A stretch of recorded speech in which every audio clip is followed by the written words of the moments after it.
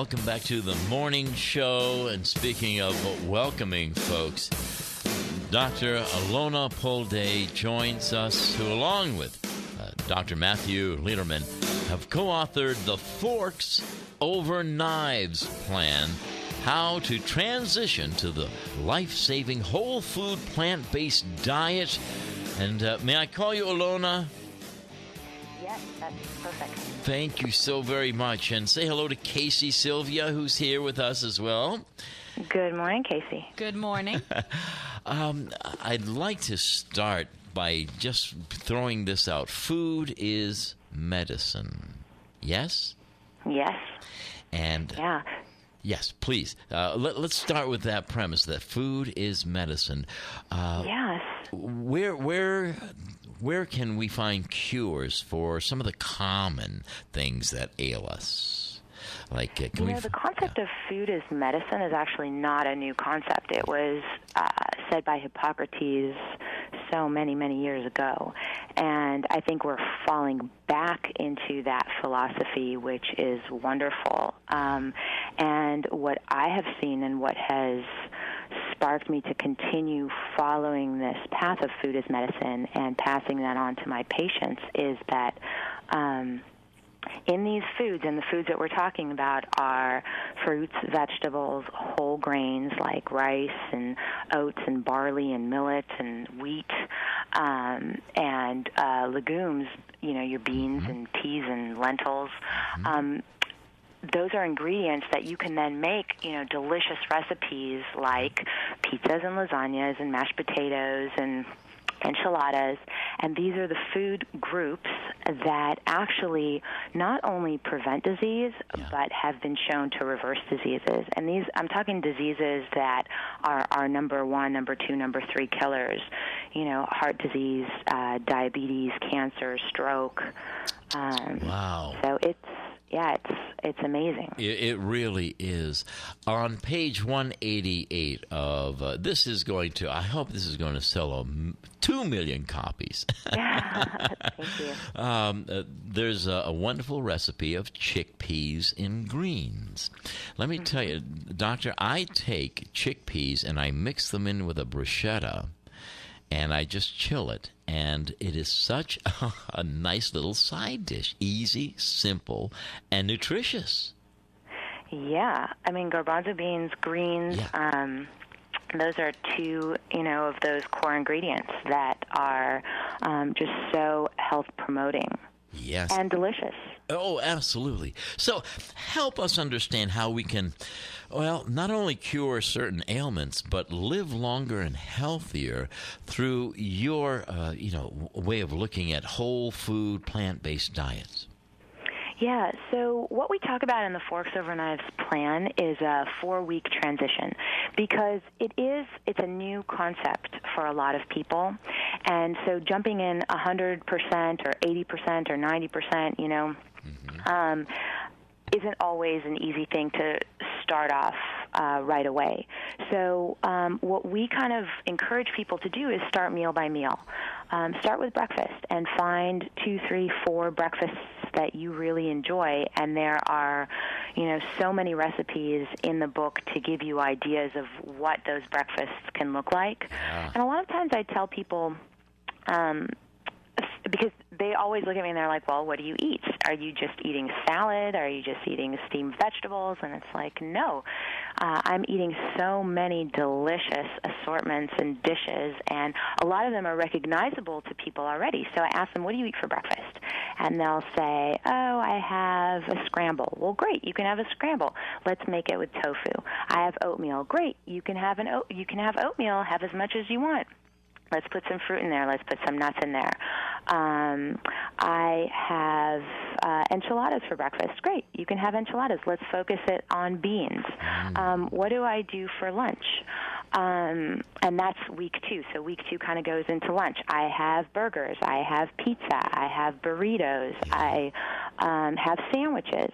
And dinner, the same thing. And so what we do in the Forks Over Knives transition is kind of a week-by-week suggestion on how to go and achieve a more plant-based diet. On page 145 of this wonderful book, The Forks Over Knives Plan, a 4-week meal-by-meal makeover and how to transition to life-saving whole food plant-based diet. Alona Pulde is joining us. You have the quickest breakfast wrap, and I love what you have here. You have a tortilla, and you're going to spread across it nut butter, and then in the center, top it with a little apple butter and bananas and raisins. I mean, I salivate when I read things like that. But I put a little peanut butter in there. Is that good? Yeah, that's fine. Peanut butter, and I always drizzle honey on things. What do you think of that? I think that's fine. So in saying that, that's great because people ask me a lot of those kind of questions. Is this okay? Is this okay? Is this okay?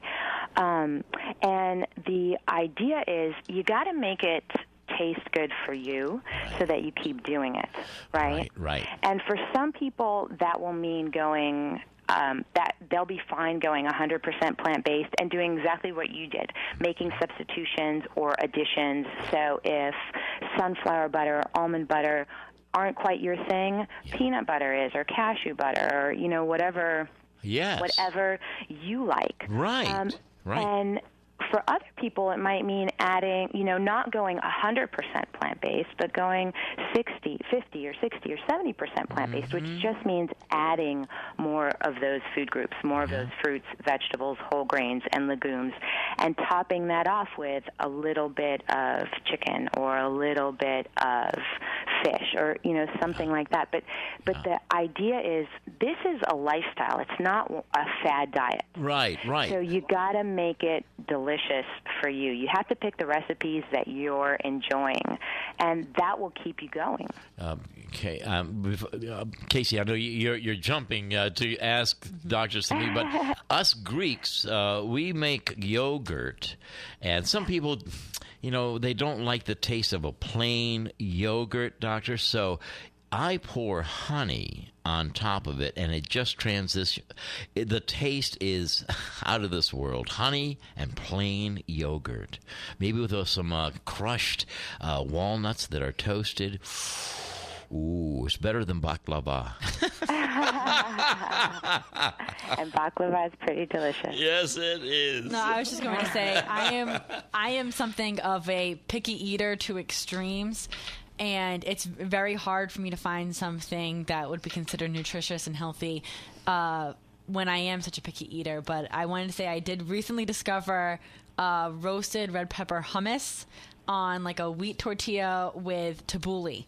And this is something that I never tried before. And this is actually something, I'll tell our listeners, very good. And I just want to know, would that be considered something good in your standards?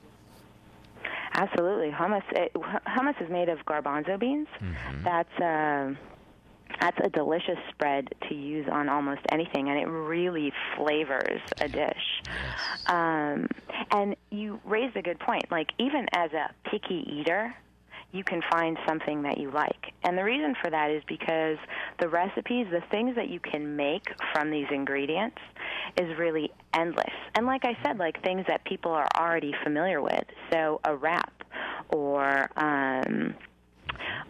the enchiladas or the pizzas or the mashed potatoes, or like I would ask you, what are the foods that you like? Like, what do you have as a breakfast or a lunch? Yep.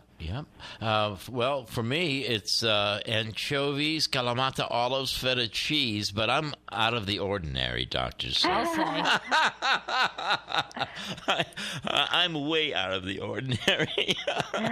But, you were mentioning a pizza. How about a breakfast pizza? Now, that sounds pretty good, doesn't it?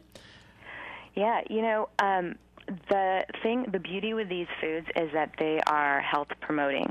So all of these recipes are health promoting, and you don't have to do them traditionally, right? You can Right. have dinner for breakfast and breakfast for dinner. That's You eat right. when you're hungry. Yeah. You pick the foods that you enjoy eating, and you eat those whenever you're hungry. Oh, fabulous recipes in the Forks Over Knives plan.